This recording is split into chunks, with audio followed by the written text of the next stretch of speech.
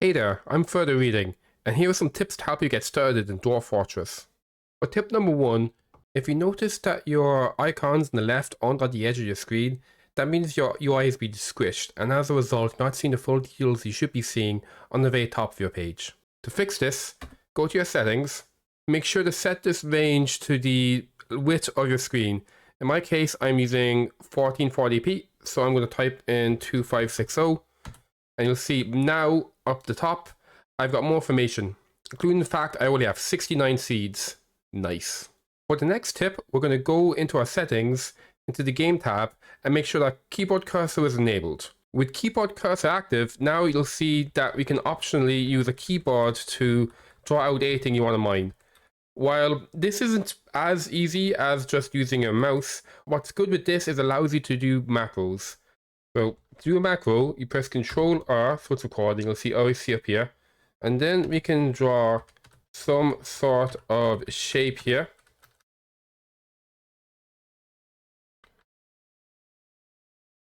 There we go. And then we can press Ctrl R to stop. And then whenever I press Ctrl P, it is going to draw the shape I just did. Ain't that great? In addition, there are some other keybinds connected to this. So, for example, you can press Ctrl S if you want to save your macro. So we'll save smiles here. And then you can press Ctrl L to see stuff that you've saved you want to use them. Once you've loaded your macro, you press Ctrl P, it can play it, and allow you to draw out really big, complicated structures without having to click every single time. The next thing I want to talk about is advanced mining. You press here, you can go ahead and click N to show your advanced options. And there's options here. For example, you can do priorities to change which priority they'll mine. So for example, if I do something like this and then something like this, they won't stop mining this section out until they start mining this section. Another great option here is the auto option. This is going to cause your miners to automatically mine through any veins of ore or gems that they find. So for example, we've got some amethyst clusters here, you've got some magnetite here. If I select this whole area, you'll see all that got covered was the gems and the ores. And now when my dwarves are mining, they're going to mine through these and leave any this chart wall or whatever behind. This allows you to set up a bunch of orders to mine and then go off and do your own thing, and you can trust that your dwarves are going to mine out all the ore and gems that they can find.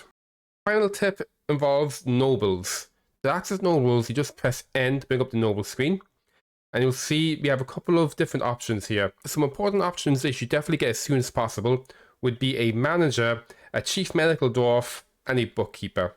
The manager is going to allow you to use work orders, and you can use work orders to do more complex orders. So rather than just going to your shop and ordering one at a time, you can go here to do a generic order, or you can go into your shops, go to work orders, and create special orders for these specific shops, or even limit who can actually use these to make sure that, say, your best weaponsmith is the one who's making your hammers.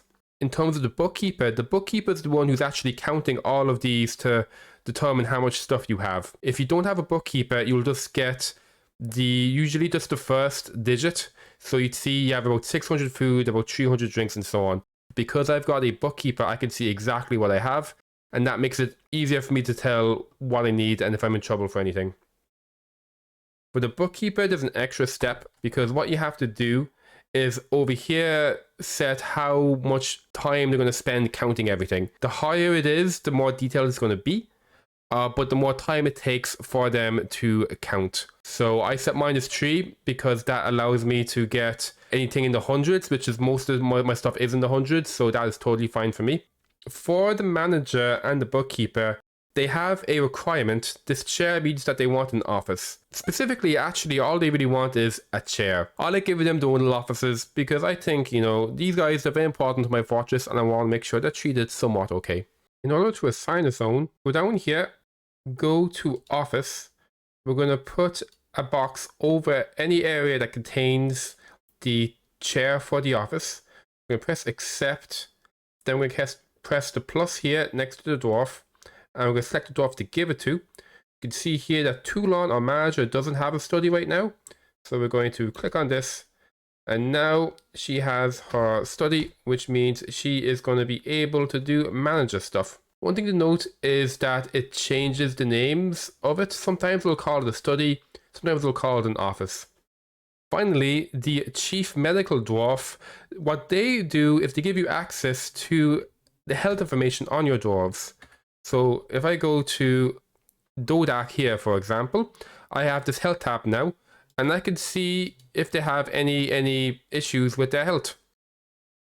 Dwarf Fortress is a very complex game, and I'm only scratching the surface here. I'm planning to put out more guides like this, so if it's something you're interested in, feel free to give me a like and subscribe, and hopefully I'll see you soon.